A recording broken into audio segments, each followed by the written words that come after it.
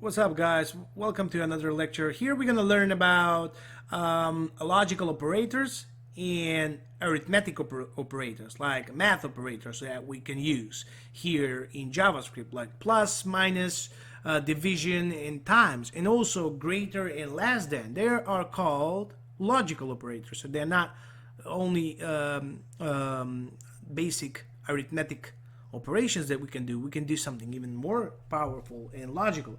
For that reason, I just don't want to continue here working. So what I want to do, I'm just going to copy this index and I'm going to name it, and I'm going to say operators. Operators.html. I'm just going to close this one. Cut that one. And I really don't need all of this. So make sure that you rename it to operators.html, save it. Now, I'm just want to create an additional JS file called operators.js. And that operators.js will be linked here. Sorry. Yep, oops. Operators.js. So script.js, we don't need it anymore. And now we can work with this one, and we can just say, okay, operators, JavaScript, fundamentals, logical, and math operators.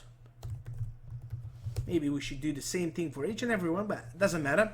Now we are here, and we can do a couple of things here. And what I want you to do is, I would like to jump a little bit in future. So I'm going to create some function here because I don't know when you're going to see this lecture. Maybe in future, like a year or 2 years from now. And I don't want to be boring and put it 2020 here and you can see it 2022 over there, right? So I'm just going to use the date function, word date. And that will be equal new date. Don't worry about this. We're going to cover it in future. And var current year, that would be equal date dot get full year. So if I do console log now, current year, it should, but now you need to be careful because this JS intro is hooked up with index dot. So if I do index.html, I would actually see the same page. But now, in order to see the operators, I need to go slash operators.html. Very good. Now, so JavaScript fundamentals, and here it is. The year is there, 2020. Now, why I did this? Because I'm gonna do some, maybe I'm gonna do subtraction, division, and stuff like that. So, what I'm going to do here, after this, I'm gonna say create a variable, and I will say result. Next year, so I have current year. I will need result next year and into future. These are just variables, guys. Don't worry about it. It's nothing connected with JavaScript the way it's named, right? Now, so actually, I'm gonna put this one here, console log, and what else? So here for the result, I want to say. Even I want to create this date of birth, DOB. So my date of birth, it will be, for example, or it's going to be yours. So DOB, it will, for example, 1995. That's not the year that I'm born, by the way. So what we can do is math operator minus. So what we can do here is I'm going to say result. It will be current year minus the date of birth. So while I'm doing this, current year is always going to be greater than date of birth. So I don't want to put them date of birth minus current year because I'm going to have minus value. And I don't want to have that one, right? Because it's not a logic for us. So 1995 minus 2020, how much it will be? It's 25 years. Nice. So if we change this one to 1987, the year that I'm born, it's going to be 33 years. God, I'm old. So that will be minus operator. And we can just leave this one here like that. I'm just gonna copy it and I'm gonna put it here. It's gonna be, say, the plus operator.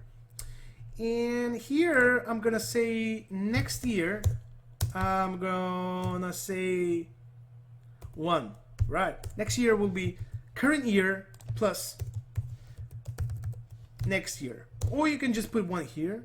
And I just want to print the result. So this is the mutation, remember? So we just use the same variable here, but we're placing a different result, different calculation. So let's see, 2021, perfect. You can even say it like this. Next year, it will be and plus. Next year, it will be 2021. Okay, and here, I am sorry. So when you want to put quotations like this, I'm just gonna say, so double quotes, and you can say I am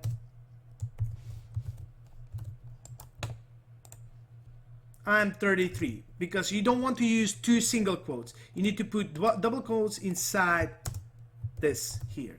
So I'm 33, very good. Current year, this year is, oops, sorry, semicolon, and I'm gonna say plus here, and you leave it a little bit space. This year is 2020. How cool is this? So we have done minus plus, right? And we're gonna do times, and let's say let's create here like variable 3. Oops, 3. And say here 3 is gonna be actually 3, and result will be current year times 3. So here it will be multiplication.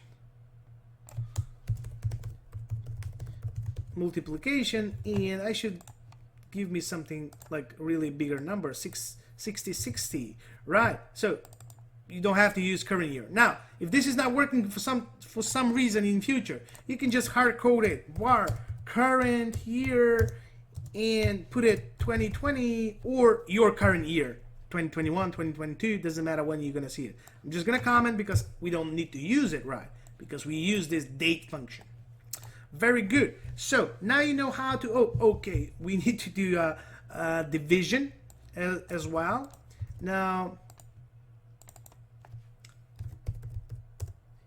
division, and yeah, we're gonna divide it by 3, and let's say the result is gonna be 673 dot dot, so it's gonna be decimal number. How cool is this?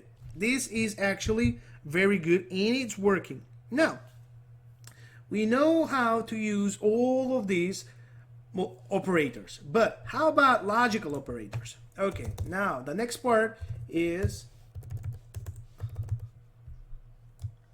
logical operators. So they can be greater or smaller than, right? Now we're gonna have var first, and I'm gonna have second. And first, I will put, for the first, I will put like 10, and second, I will just initialize it to back to what? To, let's say 15. Oh no, let's say 5. Now, what we can do, we can just check if the first number is greater than the second number. So I'm gonna create an additional variable here called is bigger, is smaller. Now they are not initialized, so is bigger equal first greater than the second. Now if I do console log, I'm just gonna copy this one because console log is bigger, because I want to know what value I'm printing. It's not gonna be result. I'm just gonna print this is bigger. Now what you think? 10 is bigger than 5? What you think? It's gonna be true. So the logical operator will always return true or false. So they can't return a number because we are comparing 10 is bigger than 5. Okay, now I'm just gonna put an additional line here and say is smaller. So first, is it let's say is first smaller than the second one? What you think? What will happen? So if we log is smaller, and we need to put it here, is smaller, so I just copy it, Control C, don't worry about it. Now that will return false because actually 10 is bigger than the second one. So that is how you can use logical operators. Now one more thing, what we can do is we can just, because I want to finish this with operators and after that we're gonna deal with something else, we can just check the type of operators. So what is this? We can just check, for example, I'm just gonna copy console log and I'm gonna check. So in order to check type of, you need to write actually type of. So that will check, look what will happen. Type of is smaller, so we're checking this variable here. Now this here, it will give me a Boolean value because that is what it is actually. It's true or false, it's Boolean values. Very good. Now if I go back here, if I go here, and if I check first, if I check what else we do have. Okay, I'm gonna create another here string. I'm just gonna name it string or name. I'm just gonna put a name here and I'm gonna say name Rick, and let's put it on. So we have first, I have name. So for the first, I should expect integer. For the second, the type of I should expect to be string, and for this one is we already checked, that is Boolean. So number, as I told you, integer or number, string, and Boolean. Now you know also how you can check the types of operators. So before we are doing something else, for example, this was something that I have done when I was like when I was starting like 15-20 years ago, when I was starting with web development in actually in school, right, in high school.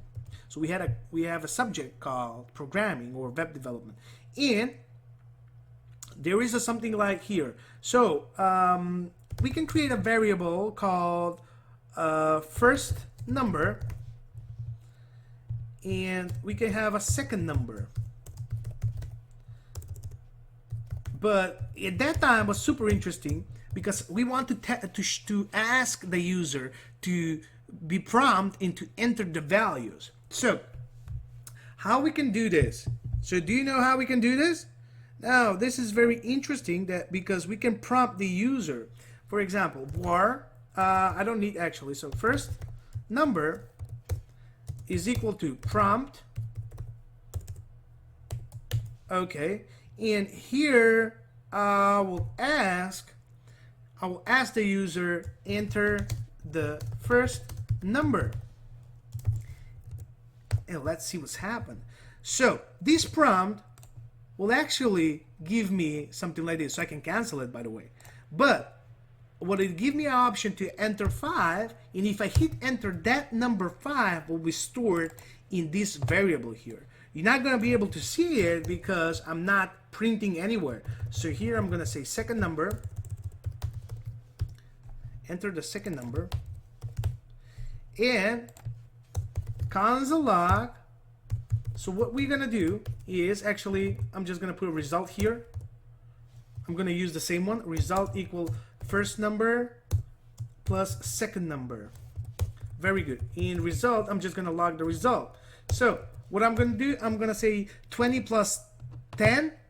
The first number will be 20, and the second number will be 10, and I want here to have the result is a 30. 2010. Okay, we're not just doing that one. Okay, just